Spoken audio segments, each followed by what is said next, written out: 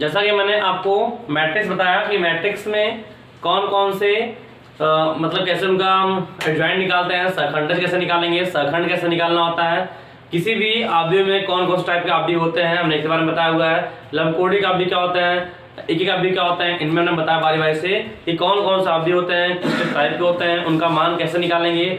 सबसे जो इंपॉर्टेंट हमारा है वो एडजॉइंट। किसी भी मैट्रिक्स का कोई मैट्रिक्स मान दिया गया है, इसका एडजॉइंट ए कैसे निकालता है बताया आपको। ए इनवर्स कैसे निकालना होता है, ए इनवर्स क्या होता है, ए inverse adjoint A upon mod S निकालते हैं, जिसके हमने पिछले क्लास में आपको इसके बारे में बताया हुआ है कि कैसे कैसे मान निकाला जाए, कैसे ए इनवर्स निकलेंगे, एडजॉइंट अपॉन मॉड ए कैसे निकाला जाएगा, सब बारे में बताया आपको। अब जो बताने वाले हैं वो ये बात ध्यान दीजिएगा,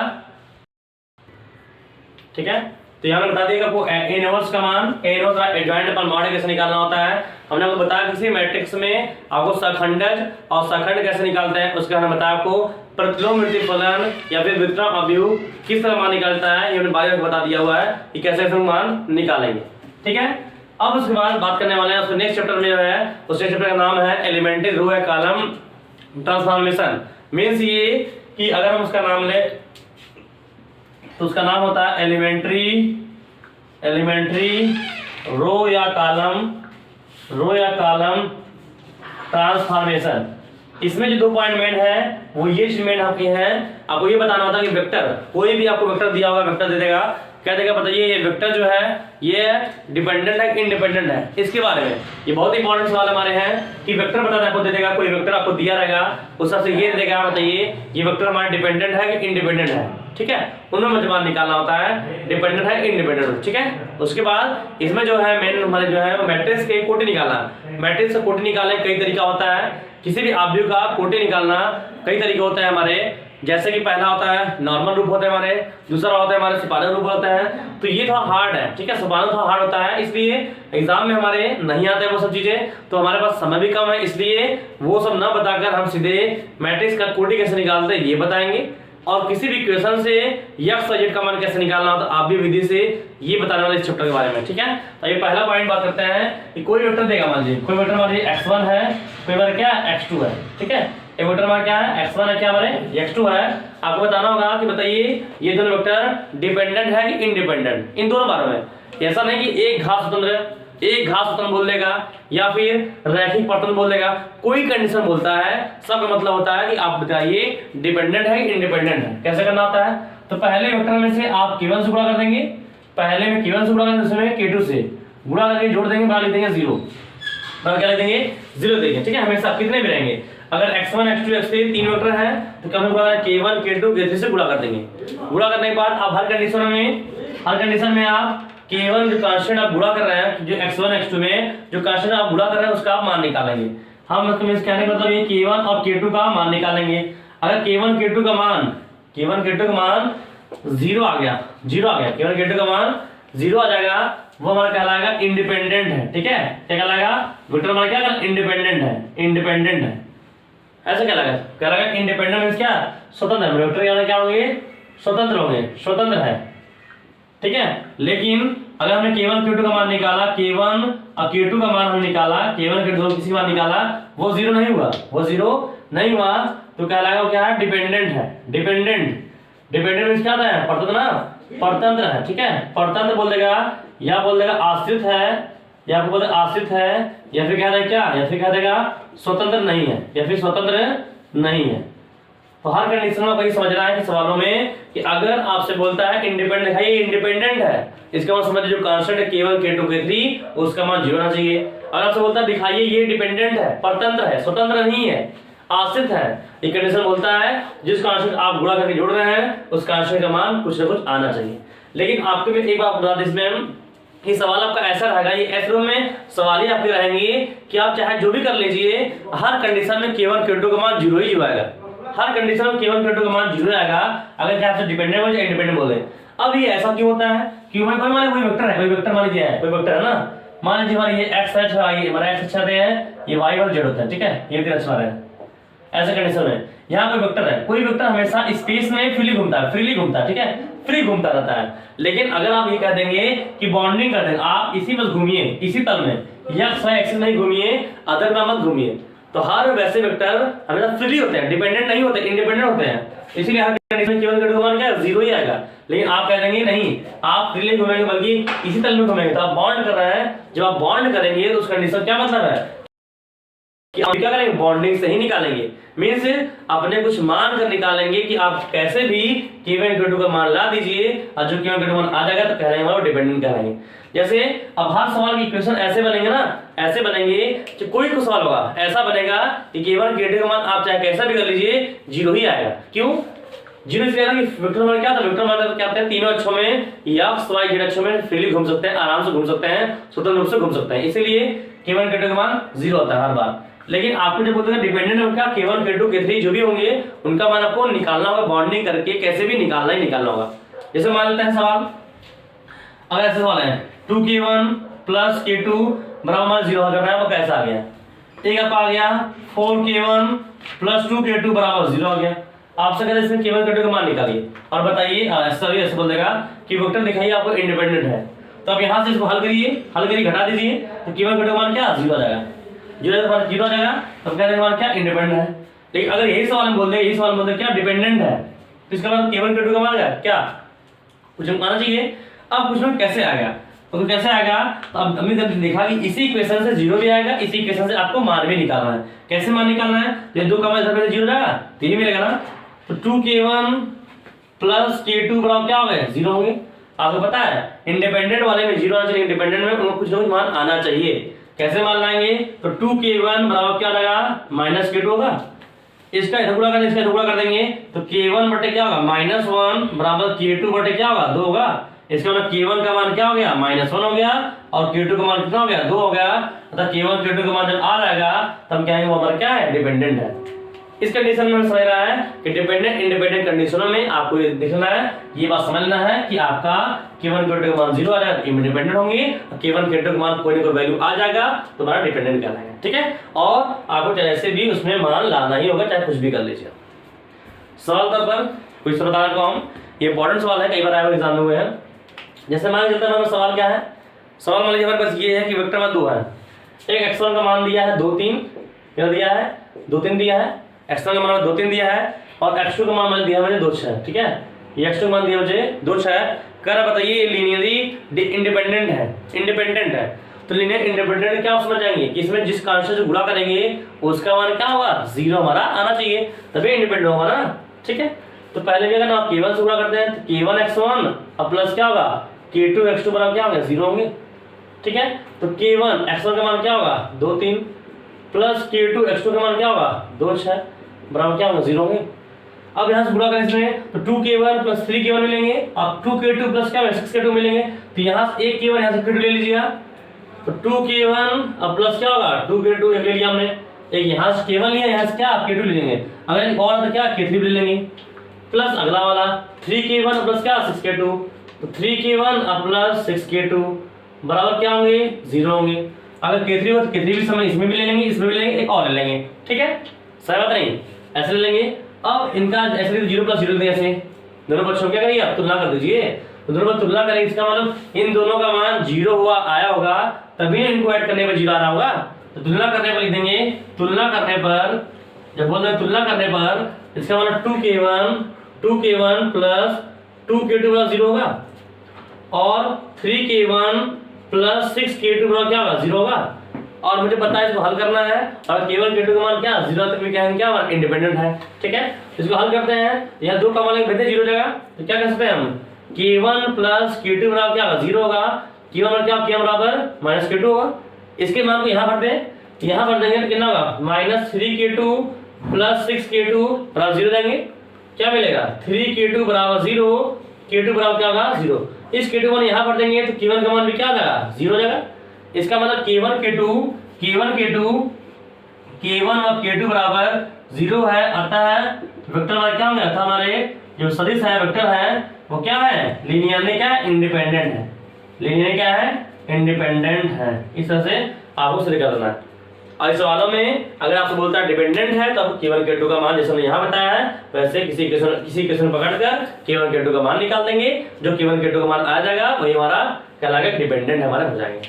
ठीक है, बस समझ रहे हैं। तो इस तरह से आप जो चैप्टर वाले वेक्टर वाले हैं उनमें आप सवाल लगा लीजिएगा, सवाल सेम तरीका से है और आप इसे बता लीजिएगा, ठीक है।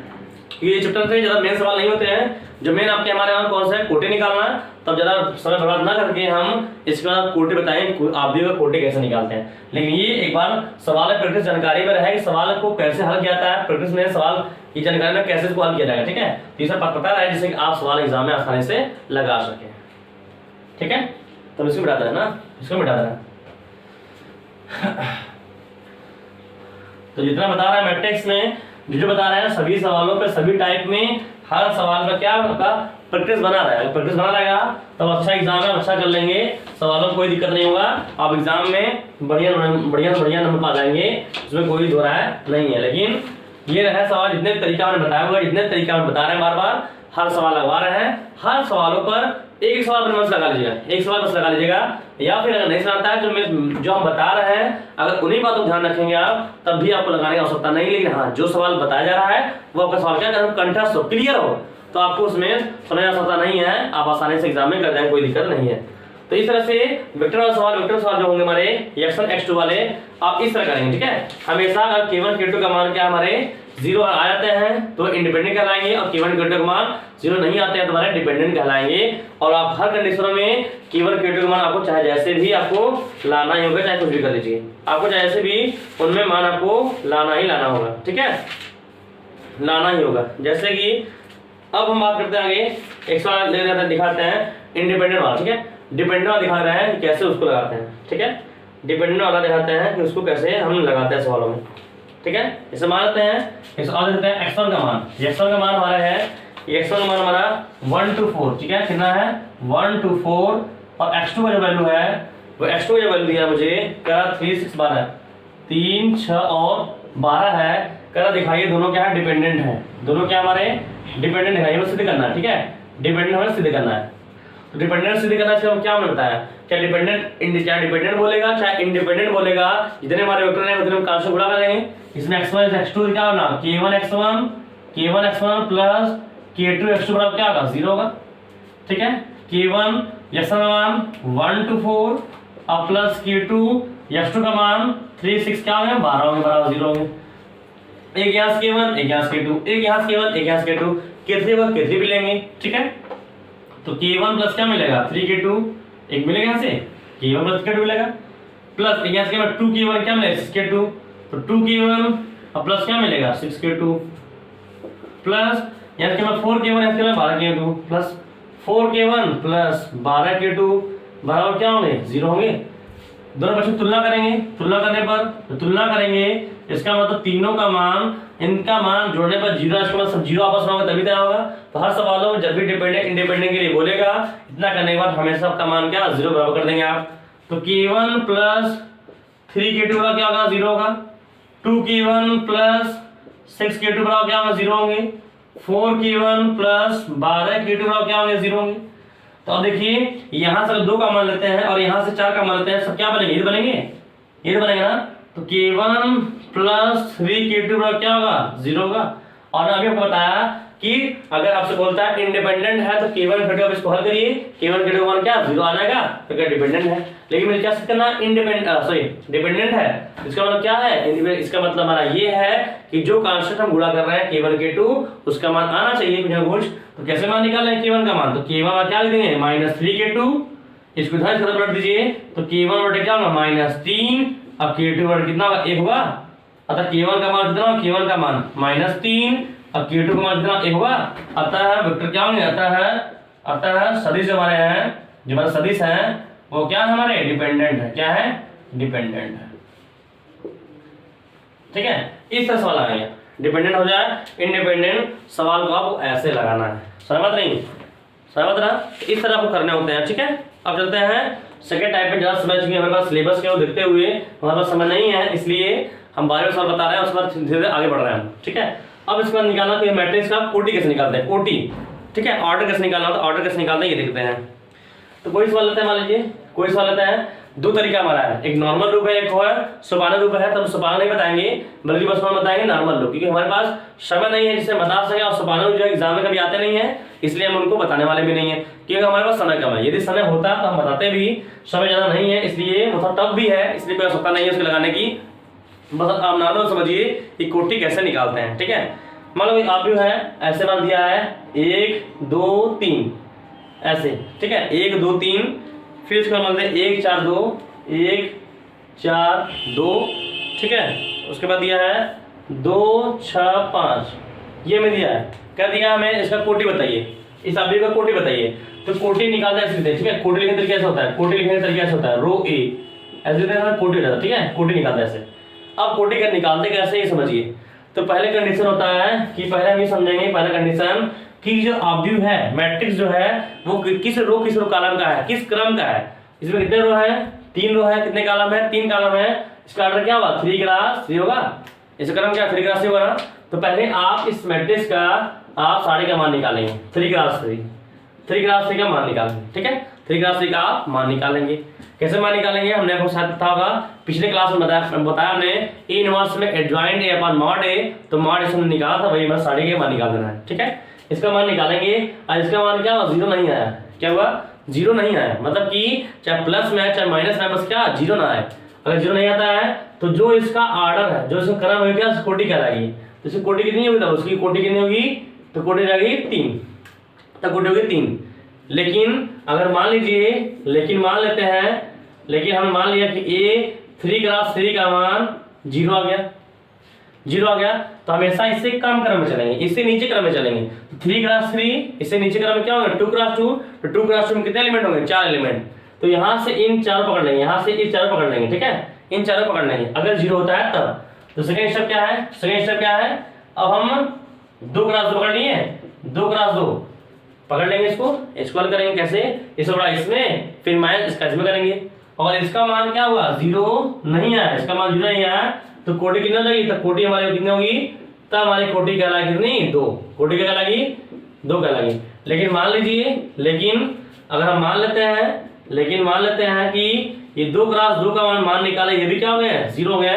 तो थर्ड स्टेप यही है, अगर ये भी 0 होता है तो थर्ड स्टेप हमारा यही है कि हमेशा कोटि अब कितना होगा, कोटि से नीचे क्या होंगे, हमेशा 1 होंगे। इसे स्टेप आपको बढ़ा नहीं जाना है। तो यार समझिए फिर सवालों को कि जो सवाल आपको दिया रहेगा उसका बस सारे का मान निकालेंगे। अगर 0 नहीं आया तो कोटि कितने जाएगा, 3 हो जाएगी। लेकिन अगर 0 आ गया तो इसे कम क्रम 2 क्रॉस 2 में 4 एलिमेंट होते हैं, तो ऊपर 4 पकड़ लेंगे और इनका सारे का मान निकालेंगे। अगर ये 0 नहीं हुए तो कोटि कितना जाएगी, 2। अगर ये भी 0 हो गया तो कोटि कितना लास्ट में हमेशा 1 बनेगा, ठीक है। कोटि लास्ट में कितना 1 होगा हमारा। ये सब लगा दिखाते हैं कि इसका मैंने मान निकालना है मुझे, इसको मिटा देना, ठीक है, इसको मिटा देना है। हम इसको दिखा रहे हैं कि हमारे कोटि इसका इस मैट्रिक्स का कोटि कितना होगा वो हम निकाल कर दिखा रहे हैं, कितने होने चाहिए। तो हमने क्या बोला, हमने बोला ना पहले इसका साढ़े का मान निकालना है, ठीक है। साढ़े का मान निकालते हैं, साढ़े का मान निकालते हैं। क्या साढ़े का होगा, 1 2 3 1 4 2 और 2 6 5, इसका मान निकालते हैं। देखते क्या होता है, इसका मान निकालेंगे, ठीक है। कैसे मान निकालना साढ़े का मान, इसका प्लस माइनस फिर प्लस, ही ना, प्लस माइनस फिर क्या होते हैं, प्लस होते हैं। तो 1 पकड़िए, इसका रो हटा दीजिए, रो हटा देंगे तो चौड़ा करते हैं, तो कितना 4 पंजे 20, माइनस कर देंगे ना 12 होगा। अगले का चिन्ह माइनस, माइनस शुरू हुए, इसका रो हटा दीजिए तो 5 माइनस कितना होगा 4 होगा। अगले का चिन्ह प्लस 3, इसका रो हटा दीजिए, 6 माइनस कितना 8 होगा, तो 6 माइनस हो गया 8। इसको हल करते हैं, कितना होगा, तो 1 गुणे 20 में 12 कितना 8 होगा, तो 8 माइनस 2 इंटू 5 जाएगा 1 होगा, अब प्लस 3 इंटू 6 हो गया माइनस 2 जाएगा। इसका मान निकालते हैं, 3 क्रॉस 3 हमारा ये है, 3 क्रॉस 3, ठीक है, 3 क्रॉस 3 का है। तो 8 माइनस 2 माइनस 6, तो 8 माइनस 8 कितना 0 आ गया, ये 0 आ गया।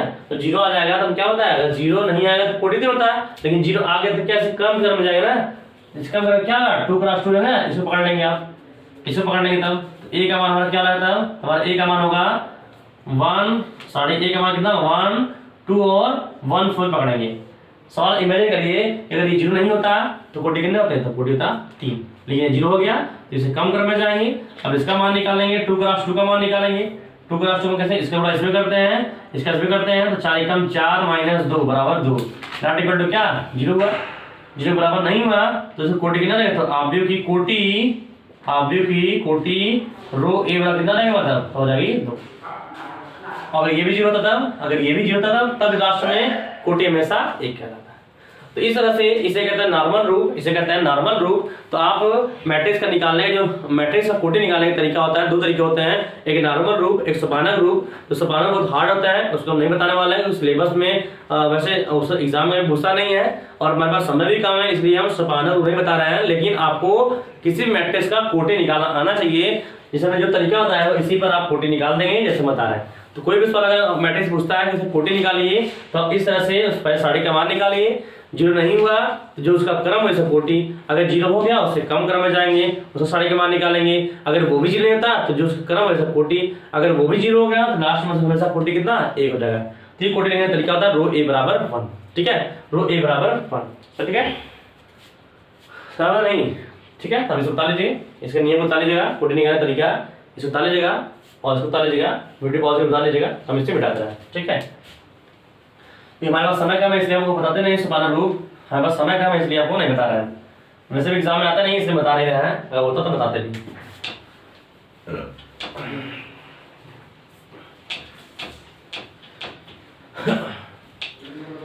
ठीक है, थर्ड चलते हैं आगे। अब जो मेन हमारे वो है वो कोटि निकालना, मतलब कि किसी भी मैट्रिक्स में आव्यूह विधि से कोई समीकरण कैसे हल करते हैं, कोई भी समीकरण आव्यूह विधि से कैसे हल किया जाता है। जो सेकंड चैप्टर में है बहुत ज्यादा इंपॉर्टेंट सवाल नहीं है, सेकंड चैप्टर में स्टॉप इंपॉर्टेंट बस 2 ही चीज है।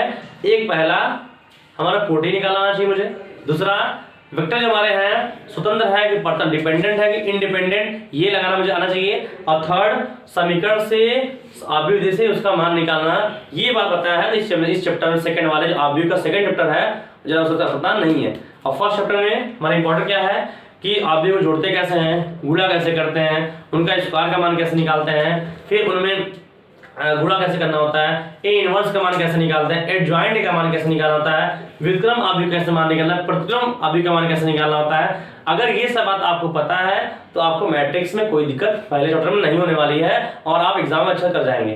तो वो टेंशन नहीं लेना है, आप अच्छे से कर जाएंगे, कोई दिक्कत नहीं है, ठीक है। चलते हैं आगे तरफ। अब हम ये देखते हैं कि सवाल आव्यूह विधि से कैसे हल किया जाएगा, आव्यूह विधि से कैसे उसको हल करते हैं, ये बात जरूरी हमारी है।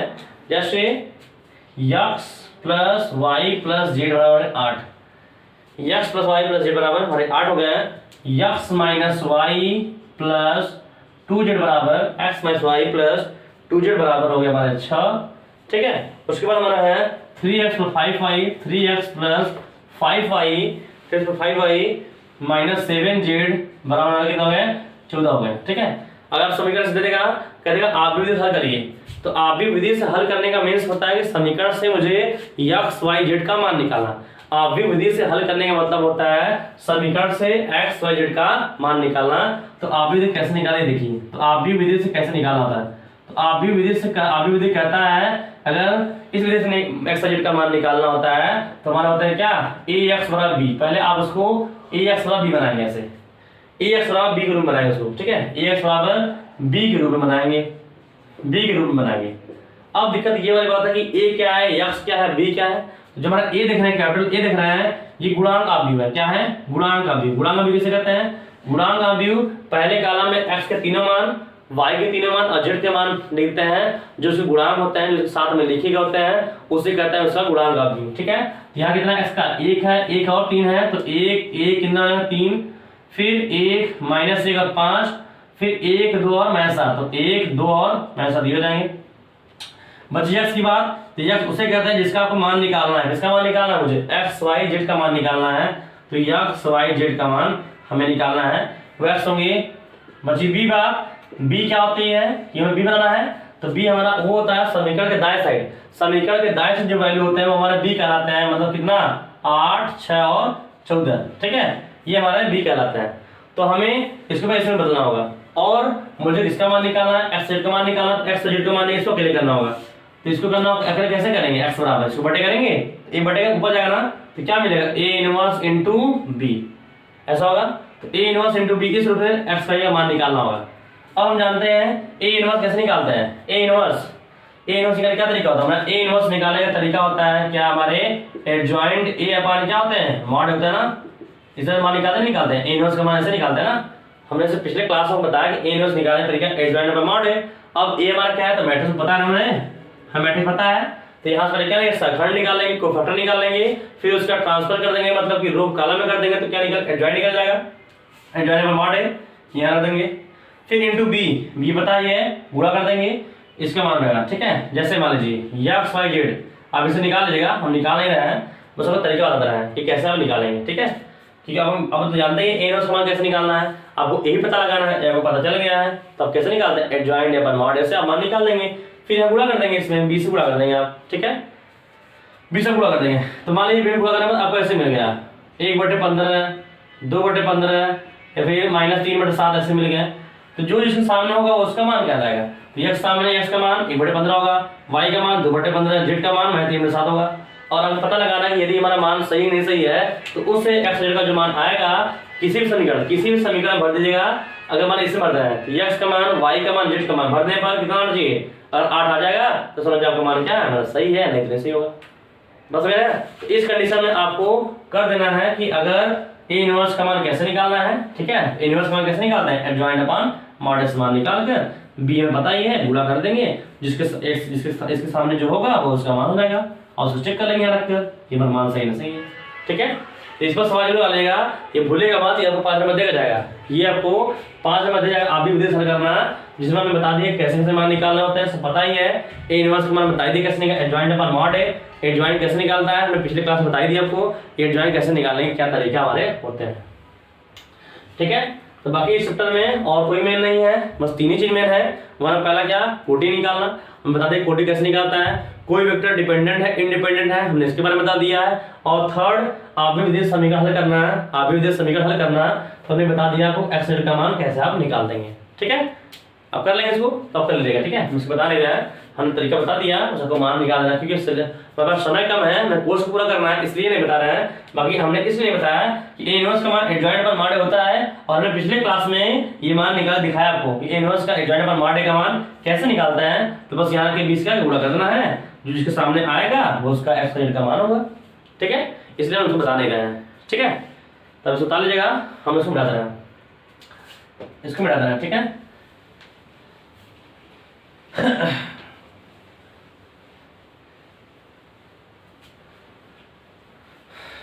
तो ये बात समझिए कि आपका जो सेकंड चैप्टर में है, सेकंड चैप्टर में वैसे आप देखेंगे उसमें आपको संगत असंगत दिखाई देगा, आप इकाई आपको बदलना दिखाई देगा, वो सब आपको सवाल लगाने आवश्यकता नहीं है। सेकंड में बस ये ध्यान देगा कि आपको क्या आवधिक कोटि निकालना आता है, क्या समीकरण में आवधिक हल करना आता है आपको, और या फिर समीकरण हमारे कोई वेक्टर दिए हो वो स्वतंत्र प्रकरण निकालना मुझे आता ही नहीं आता है। अगर मुझे इतना बात पता है तो इस चैप्टर में हमारे सवाल जो लग गए वो बहुत हमारे हो गए, इस हम सवाल को लगाने वाले नहीं। ठीक है, तब चलते हैं थर्ड चैप्टर की तरफ, जो हमारा बहुत ही मेन है। इसमें तो आप ध्यान से इसको आराम से लगाएंगे, इससे हमारे 5 नंबर देखा जाएगा, जिसका नाम होता है कैले आइगेन मान। थर्ड चैप्टर का माना हमारा है, इसी मैट्रिक्स में ही है, मैट्रिक्स में ही बना है, क्या है, आइगेन मान। चैप्टर का नाम हमारा क्या है, आइगेन मान तथा कैले हैमिल्टन मान। ठीक है, कैले हैमिल्टन मान, हैमिल्टन प्रमेय। ठीक है, आइगेन मान था, कैले हैमिल्टन प्रमेय कैसे निकालते हैं। अब जैसे मानते हैं कोई जनरली मान कोई आव्यूह दिया है, कोई जनरली मानते हैं आव्यूह दिया हुआ है, ध्यान समझिए कि आपके चैप्टर फर्स्ट जो बता दिया ए का मान कैसे निकालते हैं, ए स्क्वायर का मान कैसे निकालते हैं, ए स्क्वायर इंटू ए का मान कैसे निकालना है, जोड़ते कैसे हैं, घटाते कैसे हैं, गुणा कैसे करते हैं, इनवर्स कैसे निकालते हैं, एडजॉइंट अपॉन मॉड कैसे निकालना है, सब आपको बता दिया, धीरे धीरे बता दिया हुआ है कैसे आपको निकालना है। ठीक है, ये तो बता दिया आपको बारे में। अब आपको बताने वाले हैं कि आइगेन मान कैले हैमिल्टन प्रमेय कैसे लगाते हैं। तो ये बात ध्यान है, सवाल ध्यान समझिए, आपको पूरा बताने वाले हैं। ठीक है, एक साथ पूरा बताएंगे कैसे कैसे आप निकाल सकते हैं, क्या कर सकते हैं सवाल लेकर। तो मानते हैं जनरली कोई सवाल हमारे पास है 1 2 3 4 5 6 7 8 9, ये हमारा मैट्रिक्स हो ठीक है, ये हमारा कोई मैट्रिक्स दिया हुआ है, आप भी हमारा कुछ दिया हुआ है, हमसे पूछेगा इसका आइगेन मान बताइए, ये कैले हैमिल्टन प्रमेय बताइए क्या मतलब होता है। तो छोटी सी बात होगा, पहले इसमें क्या होता है, स्टेप बाय स्टेप। पहले इसमें होता है अभिलक्षणी बहुपद। ठीक क्या होता है, अभिलक्षणी बहुपद। इसमें पहला पार्ट होता है अभिलक्षणी बहुपद क्या होता है, पहला पार्ट। ठीक है, अब इलेक्ट्रिक बहुपद होता है a माइनस लेमडा आई, ठीक है, a माइनस लेमडा आई। ए हमारा कौन होगा, तो ये होगा। बच्चा आई की बात, आई हमारा क्या होता है, इकाई अवयव ना। इकाई अवयव किससे कहते हैं, इकाई अवयव ऐसा अवयव जिसके विकर्ण मान क्या हो, विकर्ण में 1 हो, बाकी सभी एलिमेंट क्या होते हैं, 0 होते हैं। तो विकर्ण में हमारे क्या हो, 1 हो, बाकी सभी एलिमेंट हमारे क्या हो, 0 होते हैं। तो उसमें कौन सा अवयव कहते हैं, उसे कहते हैं हम इकाई अवयव। तो ए माइनस लेमडा आई करना तो है, लेकिन लेमडा से गुणा करने के बाद तब ए से घटाना है ना।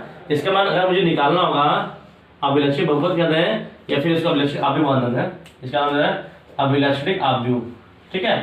तो क्या होगा, ए माइनस लेमडा आई रहेगा। इसका मतलब ए हमें पता ही है, इसमें आई के लेमडा से गुणा करना है। जब से लेमडा से गुणा कर, लेमडा आई का मान क्या आएगा, लेमडा आई का मान कितना आएगा, तो लेमडा 0 0 0 लेमडा 0 और 0 0 क्या होगा, लेमडा ना होगा।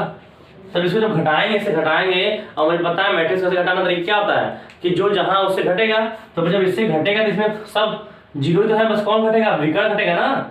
विकर्ण में लिखा गया, अंक लिखा गया तो विकर्ण से घटेगा, बाकी सभी अंक जो क्या है 0 है। जब इसको इससे घटाएंगे तो 0 जहां घटा तो वही अंक रहेगा ना, बस इसका कहां घटेगा, सिर्फ विकर्ण में घटेगा। तो सिर्फ विकर्ण में हमें घटा देना है। तो पहला पॉइंट अभिलक्षित अवयव हमारे क्या होता है, ए माइनस लेमडा आई होता है, ठीक है। सेकंड में निकालना होता है अभिलक्षित समीकरण, अभिलक्षित समीकरण, ठीक है। ये बहुत मेन हमारे अभिलक्षित समीकरण क्या होते हैं, ठीक है। तो अभिलक्षित समीकरण होते हैं इसी मैट्रिक्स को बदलना है सारणिक में, सारणिक में। तो a minus lambda I, a minus lambda I बराबर क्या कर देंगे, 0। जैसे a माइनस लेमडा कैसे करना होता है, तो सारणिक से बनाएंगे, आप सारणिक से बनाएंगे, ठीक है।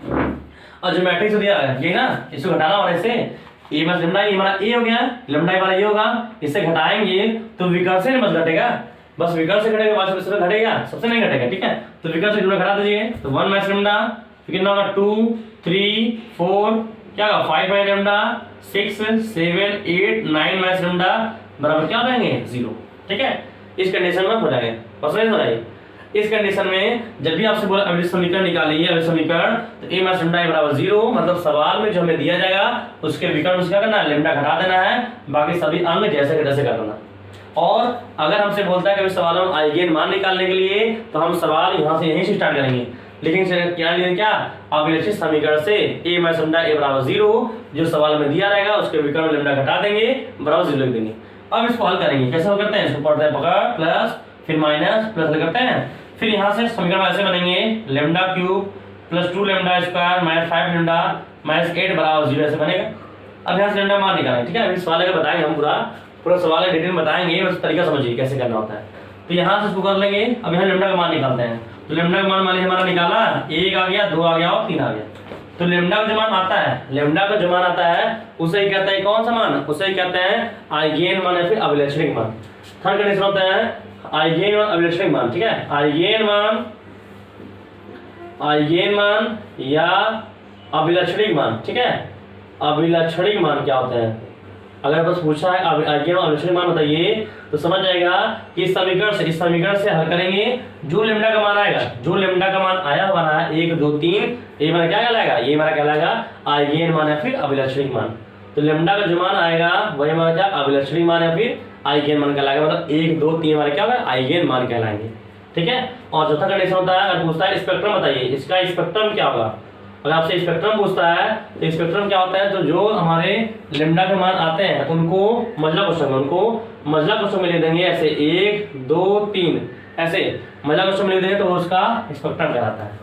ये इसके स्पेक्ट्रम कहलाते हैं, ठीक है। बस तो इस तरह आपको स्पेक्ट्रम निकालना होता है, ठीक है। तो जो सवाल में जब पूछेगा, सवाल में दे देगा, कह देगा कोई अभी दे देगा, मुझसे बोल देगा कि इसका आइगेन मान बताइए कितना होगा, आइगेन मान। तो आइगेन में कैसे निकालना होता है, सीधे यहाँ लिख देंगे अभिलक्षित समीकरण से सारणिक a माइनस लेमडा बराबर 0। इसमें जहां जब विकर्ण जहां दिख रहा है विकर्ण में से क्या करना है, लेमडा घटा देना है। फिर इसको हल करते हैं, प्लस माइनस प्लस हल करेंगे, हल करने समीकरण बनेगा, समीकरण से लेमडा का मान निकालेंगे। अगर हमारा स्क्वायर रहेगा, समीकरण हमारा स्क्वायर रहेगा, तो उसका मान कैसे निकालना, गुणनखंड से ये सीधे 50 से मान निकाल देंगे लेमडा का मान। लेकिन अगर 3 घात करेगा तो उसका मान शेष पर परमेश लगाएंगे, ठीक है। तो लेमडा का मान निकाल देंगे। जो लेमडा का मान हमारा आएगा वही हमारा आइगेन मान है, फिर अभिलक्षणिक मान कहलाएगा। और उसी के मान को अगर मंझले क्वेश्चन में लेते हैं तो क्या कहलाता है, उसका स्पेक्ट्रम कहलाता है, ठीक है। वो उनका स्पेक्ट्रम कहलाता है। चलिए कोई सवाल लेते हैं, कोई सवाल अगर बताता को हमें कि सवाल कैसे लगाना है, ठीक है। एक सवाल लेते हैं और समझाते हैं आइगेन मान कैसे निकालते हैं, ठीक है। तो इसे बता लीजिएगा, वो बता रहा है कैसे लगाते हैं। ठीक है। तो वीडियो रोक के आप इसका सवाल लगा लीजिएगा कि कैसे हम आइगेन मान निकालते हैं, किस कंडीशन में हमें आइगेन मान निकालता है। ठीक है, ये बात हमें ध्यान रहे कैसे मान हमारे निकाले जाएंगे। ठीक है, जैसे जनरली कोई सवाल लेते हैं हम कि हमारे पास, जैसे कोई सवाल हमारे पास ये है, मान लेते हैं कि हमें आव्यूह दिया ए बराबर, ठीक है, हमें कोई आव्यूह दिया है ए बराबर 3 और 3 का अलग मान लेते हैं, 3 और 3 का लेते हैं, मान लीजिए ऐसे लिखा है 1 2 3, 1 2 3, फिर 0 0 -5 2, फिर 0 0 0 दिया, ठीक है, ऐसे दिया हुआ है। इस कंडीशन मान लीजिए हमें दिया 0 6 दिया है, ठीक है, ऐसे दिया है। मुझसे पूछा क्या है, इसमें पूछा मुझसे अभिलक्षित आव्यूह बताइए, अभिलक्षित समीकरण बताइए, आइगेन मान मुझसे, मतलब सभी पूछा, मुझसे पूछा है आइगेन मान निकालेंगे, मान पूछा है मुझसे इसका आइगेन मान क्या होगा, आइगेन मान बताइए। ठीक है, मुझसे बोलते हैं आइगेन मान बताइए। ठीक है, तो क्या करेंगे अब, इसको सॉल्व करते हैं, ये वो सॉल्यूशन है, क्वेश्चन नंबर बना लीजिए। तो सवालों में या समय का बचा नहीं, मैट्रिक्स में सवाल में क्या होगा, बस आप अंक पलटेंगे, तरीका आपका वही रहेगा, तो इसलिए ज्यादा सवाल बताने वाले भी नहीं है, इसलिए कि आप बस क्या करना, सवाल आपका तरीका वही रहेगा, बस क्या अंक बदलेगा, तो अंक बदले तो लगा ही लेंगे आप लोग, बस आप तरीका समझिए कैसे लगाते हैं। सॉल्यूशन ऐसे लिख देंगे, ऐसे लिखेंगे आप अभिलक्षित समीकरण से, क्या लिख देंगे आप, हर सवालों को अगर आपसे पूछेगा आइगेन मान या अभिलक्षित मान पूछ दिया है तो पहले से लिख देंगे अभिलक्षित समीकरण से, अभिलक्षित समीकरण से क्या था, सारणिक a माइनस लेमडा i बराबर क्या कर देंगे, 0 कर देंगे। फिर सारणिक बनाने से इस विकर्ण क्या करना, विकर्ण में से लेमडा घटाकर बाकी सभी एलिमेंट जैसे का तैसा, बस विकर्ण से लेमडा घटाएगा, विकर्ण में से लेमडा घटा दीजिएगा, तो क्या होगा 1 माइनस लेमडा, फिर 2 3 0, क्या होगा -5 माइनस लेमडा, फिर 2 0 0, क्या होगा 6 माइनस लेमडा बराबर क्या होंगे, 0 होंगे। ठीक है, अब हम इसको हल करेंगे, सारे हल करते हैं वैसे इसको हल करेंगे, कैसे हल करना होता है, इसको पकड़ते हैं प्लस, फिर माइनस, फिर प्लस। ठीक है, तो 1 माइनस लेमडा हम लेंगे, इसे पकड़ लेंगे, इसका रो काम ढाक देंगे, इसका रो काम ढाक देंगे, ऐसे गुणा इसमें करते हैं, ऐसे गुणा इसमें करेंगे, तो -5 माइनस लेमडा गुणा करना होगा इसमें 6 माइनस लेमडा गुणा करेंगे ऊपर से नीचे, फिर माइनस ऊपर करते हैं ना, 0 × 2 क्या होगा 0 जाएगा इस कंडीशन में। ठीक है, अब एक चीज करते हैं माइनस, तो -2 लेंगे, -2 इसका रो काम ढाक दीजिए, इसका रो काम ढाक दिया ऐसे, इसका गुणा करके क्या होगा 0 माइनस में क्या होगा, ये भी 0 जाएगा कंडीशन में। ठीक है, अगले थिंग क्या आते हैं प्लस, तो प्लस 3 लेंगे, इसका रो हटा दीजिए, रो का हटा दिए ऐसे, तो रो क्या होगा 0 माइनस क्या होगा 0 होंगे, 0 माइनस क्या होगा 0 बराबर क्या होंगे हमारे 0 होंगे। तो 0 बराबर क्या 0 खत्म हो जाएगा, ये वाला 0 खत्म हो जाएगा, हम बचेगा हमारे पास लिए। ठीक है, तो 1 माइनस लेमडा क्या बचा, -5 माइनस लेमडा और क्या बचा 6 माइनस लेमडा बराबर क्या होंगे 0 होंगे। तो एक बार इसको 0 करेंगे, एक बार इसको 0 करेंगे और एक बार इसको 0 करेंगे, है ना। तो 1 माइनस लेमडा करेंगे, 0 करते हैं ऐसे, मान लीजिए सवालों में 1 माइनस लेमडा बराबर 0 करेंगे, तो लेमडा का मान कितना आ गया 1 आ गया। फिर -5 माइनस लेमडा बराबर 0 करेंगे, तो लेमडा मान कितना होगा, लेमडा मान कितना होगा -5 होगा। ठीक है, और जब इसको करेंगे 6 माइनस लेमडा बराबर 0, 6 माइनस लेमडा बराबर 0, यानी कि यदि लिख देंगे, यदि और यदि। ठीक है, लेमडा कितना, लेमडा बराबर कितना हमारे 6 आता है, जो लेमडा का मान आता है वही तुम्हारा आइगेन मान कहलाता है। इसका मतलब इसका मान आइगेन मान क्या होगा, आइगेन मान हमारा कितना रहेगा, आइगेन मान 1 -5 और 6, इस तरह से आइगेन मान निकालें। लेकिन एक बार जाने समझिए, तो इस सवाल का आइगेन मान हमारा ये हो गया। लेकिन आज मुझसे पूछता है कि इसका स्पेक्ट्रम बताइए, तो पहला क्वेश्चन में लिख देंगे हमारा स्पेक्ट्रम हो जाएगा। लेकिन सवाल में ये आसान पड़ा इसलिए कि मुझे आसान पड़ गई, हम इसमें 0 हो गए, लेकिन 0 नहीं तो तब, अगर 0 नहीं तो कैसे करेंगे।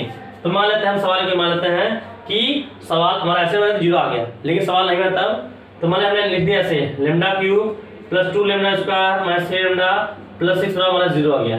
अब इस यहाँ से लेमडा का मान निकालना है, तो मुझे पता है लेमडा का जो मान आएगा वही तुम्हारा आइगेन मान कहलाएगा।